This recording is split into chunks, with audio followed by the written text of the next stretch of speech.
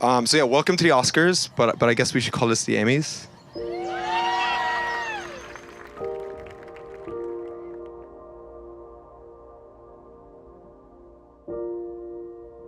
Ever since Sam rang to ask me for Emma's hand in marriage, I've lived in fear of this moment.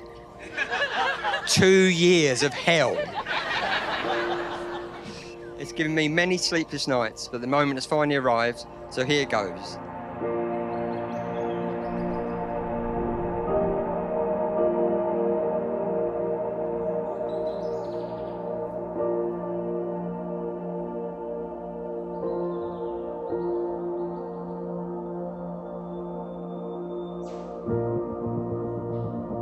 Welcome to everyone here, and especially to all of you who have flown across oceans to be here. As you all know, flying across oceans for love is kind of a thing for Emma and Sam. They've done it enough times in their lives, and it's actually a great metaphor for the relationship that you've built and for the marriage that you're about to embark on. There's a quote that says, "You can never cross the ocean unless you have the courage to lose sight of the shore." When you set out on any journey, including marriage, there's always the great unknown. And over the years, you have faced this together, time and time again. And you have come through the other end because of your faith in each other, because of your faith in the love between you and in your relationship, and because of your commitment to keep showing up. Whether or not you were able to show up physically, and however you were able to show up for each other, you kept arriving and being there in the way that you needed to be there for each other.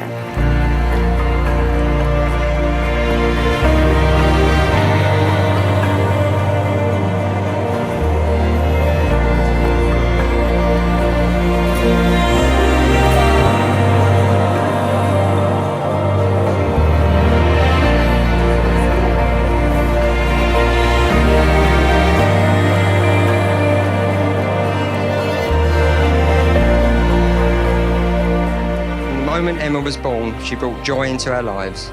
We never thought all of those years ago that she'd be living halfway across the world.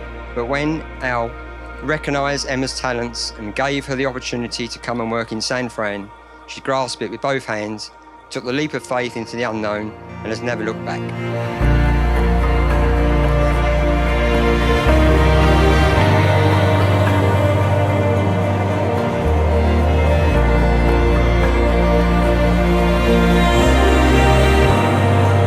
When I first met Sam, he had some very big blue, I think we call them Coke bottle glasses, big blue rim. Yeah, it was very cute, with a shaved head as well, so he looked really tough. Sam, I sort of jumped into school and sort of mingling around with everybody, and Sam sort of started hanging around with Naughty Josh. And Naughty Josh, he was pretty renowned around the school to get other people in trouble. So, you know, me being the good Josh, you could see the angel, the halo around my head. You know, one thing next to another, Sam told the teacher, he's like, look, I don't want to sit next to Naughty Josh. He's no good for me. So Miss O'Brien sort of sat him next to me, and next thing we've been best mates ever since. Yeah, true story.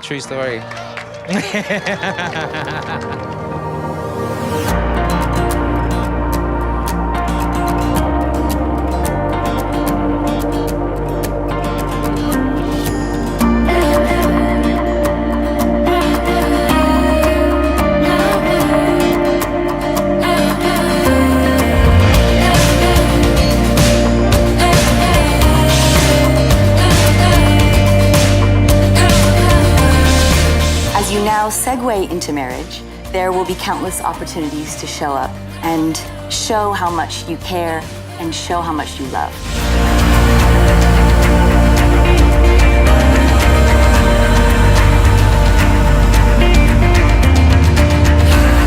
Sometimes it will feel like crossing oceans, even though it's just crossing into the next room. But ultimately, with your commitment to being together, you have already nurtured the tools you'll need to ride the waves of joy and the waves of challenge.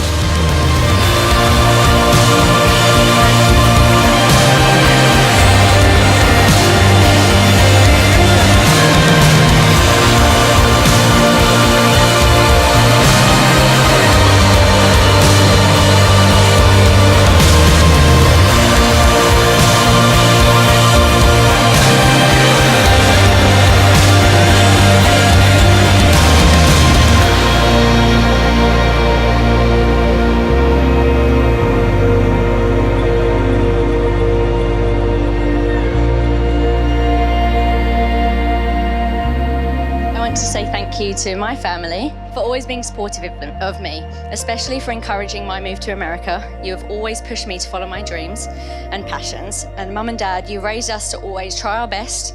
We didn't have to come first or win, but trying our best was good enough and that we deserved to be treated like queens. We did always win. And that's one of the reasons all of us have flourishing careers and wonderful men by our sides. And home is a very long way away from here, but as a family, we make it work, and I'm eternally grateful for all of your love and support.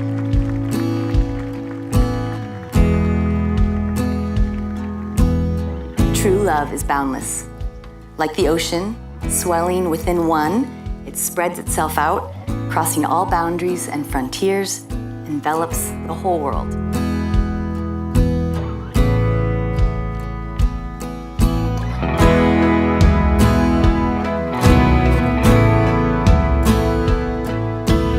Sam was taking a one-year sabbatical and was 6 weeks into his travels when he met me, and what can I say, he never looked back. I moved to San Francisco in April with my company to open up a flagship office in San Francisco, and about 2 months in and I still didn't have that many friends. So one Saturday night I messaged Chris and said, hey, like, can we hang out? He was like, oh, I'm going to the climbing wall with this girl called Agnes, which happily they got married last year, so at least ditching your mate was worth it, Chris. So I thought, screw it, I'll download Tinder and I'll see if I can go on a date to fill some time. When we finally met up, it was 7 p.m. on a Sunday, and we told each other what we were wearing so that we could spot each other in the bar. He told me he was in a pair of blue t-shirt and brown jeans, and I thought, oh, crap, this date's gonna be disastrous. He's wearing brown jeans. And actually, it just turned out he couldn't spell the word beige, so he told me he was wearing brown trousers. We hit it off immediately, and after a few glasses of wine, Sam decided to unlock the Aussie charm by getting up, going to the toilet, and then 3 seconds later running back, planting a kiss on me, and being like, oh, I forgot something. What a cheeseball. Voice charm.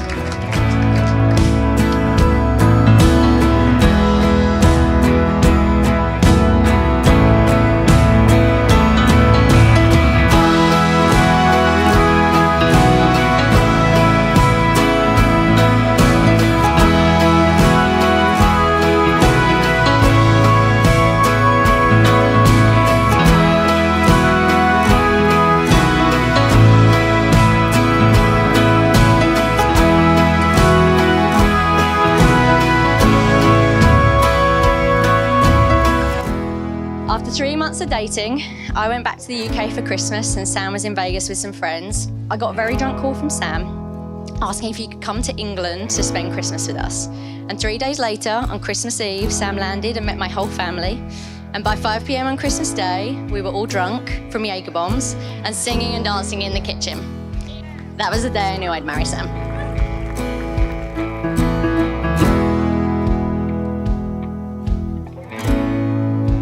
When we first met Sam, he arrived one Christmas Eve dressed in shorts and flip-flops. He obviously hadn't looked up the English weather.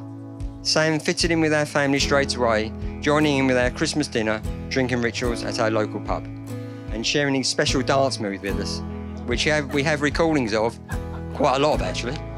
If anyone needs evidence of how special his moves are. We couldn't be happier that Emma is marrying Sam, and we know how happy Sam makes Emma. There's one very special person missing today, that's Emma's nan. I know she's with us in spirit, and we'll be looking down on today's events with a glass full of champagne and a smile on her face. How proud she'd be of you. I am. Happy birthday, Reen. What better birthday present could you have?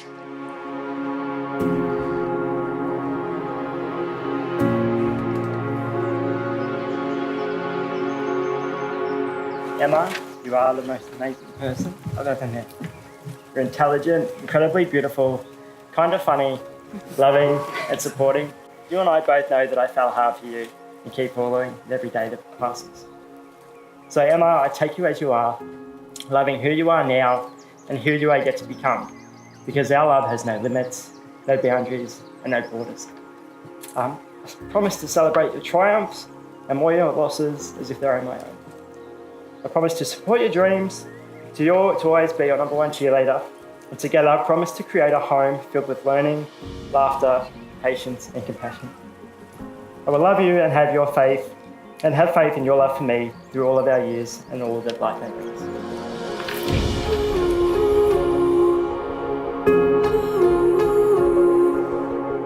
So go into the world, my love, and chase all the joy you can.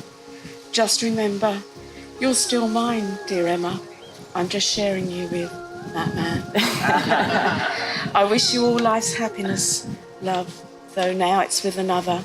But always remember, never forget, no one will ever love you like your mother.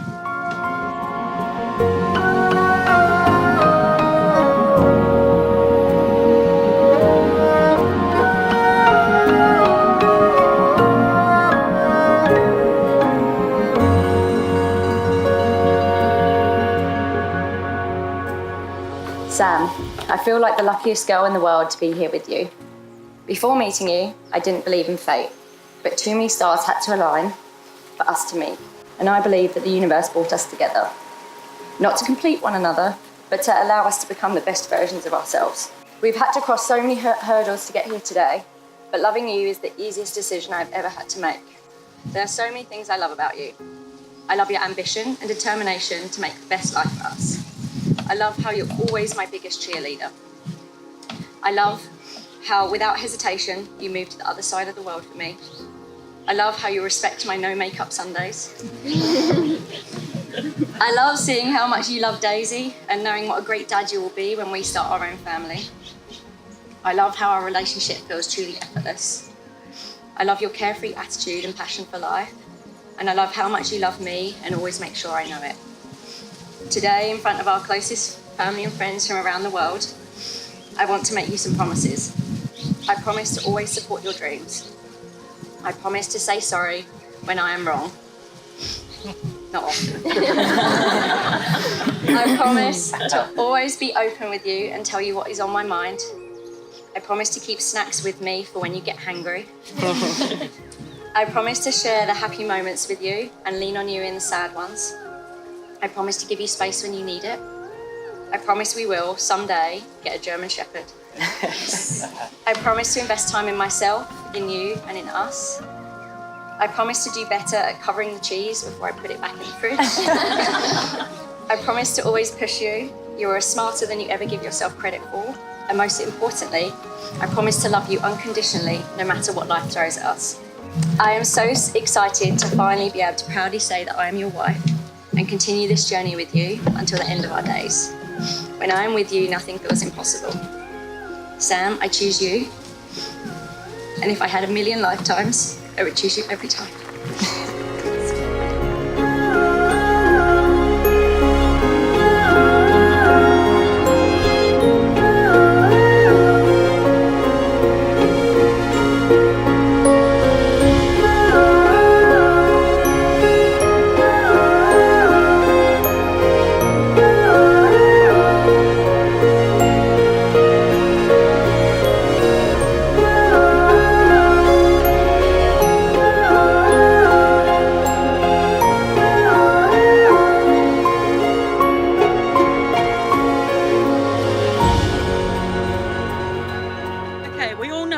Sam and Emma love their dog, Daisy.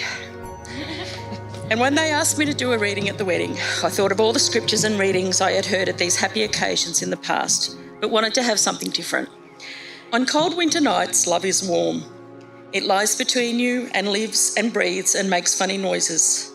Love doesn't like being left alone for long, but come home and love is always happy to see you. Is love good all the time? No. Love can be bad. Bad love, bad. Love makes messes. Love leaves you little surprises here and there. Love needs lots of cleaning up after. Sometimes you just want to get love fixed. Sometimes you want to roll up a piece of newspaper and swat love on the nose. Not so much to cause pain, just to let them know don't ever do that again.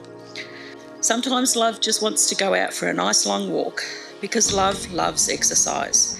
It will run you around the block, leave you breathless, pull you in different directions at once, or wind itself around and around you until you are all wound up and cannot move.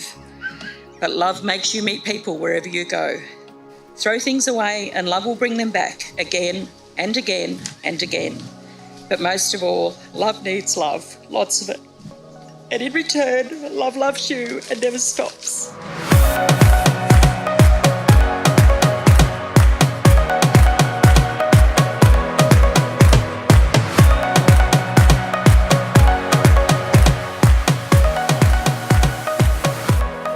Well, I think this is the moment that I realised, in sickness and in health. And she said, you know what, let's have a quiet night at the brewery and a couple of frothy ones. And we went down there, and I don't think Emma ate for the entire day before, because come around 7 o'clock, she'd knocked back probably 3 or 4 too many. And it was time to go home. It was actually Donna that said she should stay. And I looked at her and I said, are we looking at the same person? And then here's Emma trying to get her credit card out of her pocket, trying to pay, and she's like, So we threw her in a cab. She passed out on the way there and on the way home, and so I had to carry her all the way up the stairs. Sorry, was there? Yeah, cool. So I had to carry her up the stairs, and she was all right. Like, she needed to go to the bathroom, so I let her go, and a few minutes later, I walked in and she's sitting on the bathroom, throwing up everywhere, and the dog was eating it. So it was that point where I'm like, you know what, I need to marry this chick, and so that's what I decided to do. So that's love. If anyone ever questions my love for her, think about that story. All right, cool. Yeah, I get up and I may fall right back down, but your love lifts me back to solid ground. Sam, do you take this woman, Emma, to be your lawful wedded wife, to have and to hold in sickness and in health, in good times and in bad, for richer or poorer, for as long as you both shall live? And Emma, do you take this man, Sam, to be your lawful wedded husband, to have and to hold in sickness and in health, in good times and in bad, for richer or poorer, for as long as you both shall live? I do. Pushing through. Yeah, I get up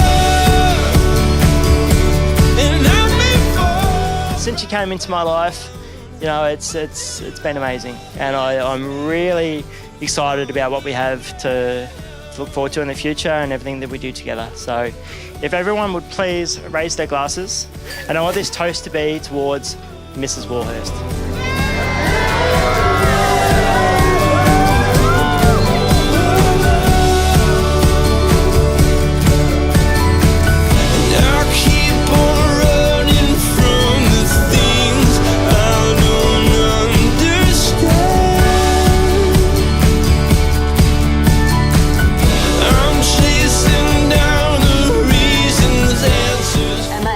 By the authority vested in me by the state of California, but more importantly by the fact that I believe in your agreement this day, I believe in your love, and in the sacredness of your union. And because I know that my faith is shared by all of us gathered here today, it is my honor and my delight to now pronounce you husband and wife. You may kiss the bride.